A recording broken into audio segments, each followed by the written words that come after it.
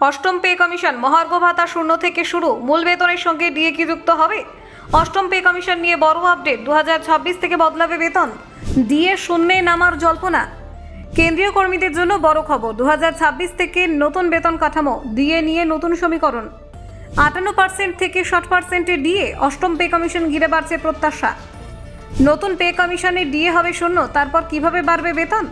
সরকারি কর্মীদের বেতন বাড়বে কত? ডিএ, পেনশন, গ্র্যাচুইটিতে বড় পরিবর্তন। অষ্টম পে কমিশনে কি পেতে পারেন কর্মীরা? 2026 থেকেই নতুন নিয়ম, ডিএ কি যুক্ত হবে মূল বেতনের সঙ্গে? অষ্টম পে কমিশন নিয়ে বড় প্রশ্ন। দেখুন, অষ্টম পে কমিশন নিয়ে কেন্দ্রীয় সরকারি কর্মচারী এবং অবসরপ্রাপ্ত পেনশনভোগীদের মধ্যে এখন ব্যাপক আগ্রহ তৈরি হয়েছে। নতুন বেতন কাঠামো কবে কার্যকর হবে এবং এর ফলে বেতন ও পেনশনে কি পরিবর্তন আসবে তা নিয়ে দেশজুড়ে আলোচনা হচ্ছে। বিশেষ করে মহার্ঘ ভাতার ডিএর ভবিষ্যৎ কাঠামো নিয়ে কর্মচারীদের মধ্যে নানান জল্পনা শুরু হয়েছে। সরকারি সূত্রে জানা গিয়েছে, নতুন বেতন কাঠামো 2026 সালের 1 জানুয়ারি থেকে কার্যকর হওয়ার সম্ভাবনা রয়েছে। সেই সময় থেকে নতুন বেতন কমিশনের সুপারিশ অনুযায়ী বেতন এবং পেনশন নির্ধারিত হবে বলে আশা করা হচ্ছে।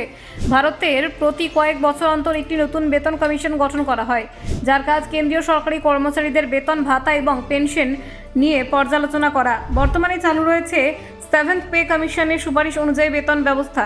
ঐতিহাসিকভাবে দেখা গেছে, যখনই নতুন পে কমিশন কার্যকর হয় তখন মহার্ঘ ভাতার হিসেব নতুন করে শুরু করা হয়। অষ্টম পে কমিশন কার্যকর হলেও একই নিয়ম অনুসরণ করা হবে বলে মনে করা হচ্ছে। এর অর্থ হলো, নতুন বেতন কাঠামো কার্যকর হওয়ার দিন থেকেই মহার্ঘ ভাতা আবারও শূন্য থেকে শুরু হবে। তারপর সংশোধিত মূল বেতনের ওপর ভিত্তি করে ধাপে ধাপে নতুন করে ডিএ বৃদ্ধি পেতে শুরু করবে। কর্মচারীদের ভবিষ্যৎ আয় এবং অবসরপ্রাপ্তদের পেনশন নির্ধারণে এই বিষয়টি অত্যন্ত গুরুত্বপূর্ণ, কারণ মূল বেতন ও ডিএ মিলিয়ে দীর্ঘমেয়াদে মোট আয় এবং পেনশনের পরিমাণ নির্ধারিত হয়। বর্তমান বাজারে মূল্যবৃদ্ধির কারণে সরকারি কর্মচারীদের মধ্যে উদ্বেগ বাড়ছে। বিভিন্ন কর্মচারী সংগঠন ইতিমধ্যেই মহার্ঘ ভাতা বৃদ্ধির পাশাপাশি কিছু অন্তর্বর্তীকালীন আর্থিক স্বস্তির দাবি জানিয়েছেন। কর্মচারীদের অন্যতম প্রধান দাবি হলো, বর্তমান মহার্ঘ ভাতা বা ডিআরকে মূল্য বেতনের সঙ্গে যুক্ত করে দেওয়া হোক। তাদের মতে এতে কর্মচারী এবং পেনশনভোগীদের প্রকৃত আয় অনেকটাই স্থিতিশীল থাকবে।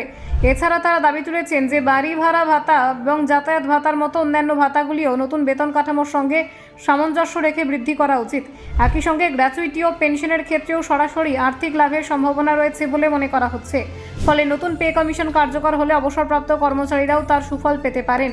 বর্তমানে মহার্ঘ ভাতা নির্ধারণ করা হয় সর্বভারতীয় ক্রেতা মূল্য সূচকের ভিত্তিতে।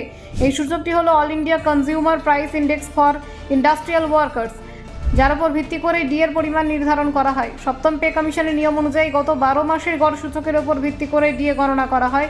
এর ফলে মূল্যস্ফীতির সঙ্গে সামঞ্জস্য রেখে কর্মচারীদের আয় কিছুটা সমন্বিত থাকে। বিভিন্ন রিপোর্টে বলা হচ্ছে, আগামী দিনে মহার্ঘ ভাতা প্রায় 2% বৃদ্ধি পেতে পারে। সেই ক্ষেত্রে বর্তমানে প্রায় 58% ডিএ বেড়ে 60%-এ পৌঁছানোর সম্ভাবনা রয়েছে। Bureau report, Nabajagaran TV.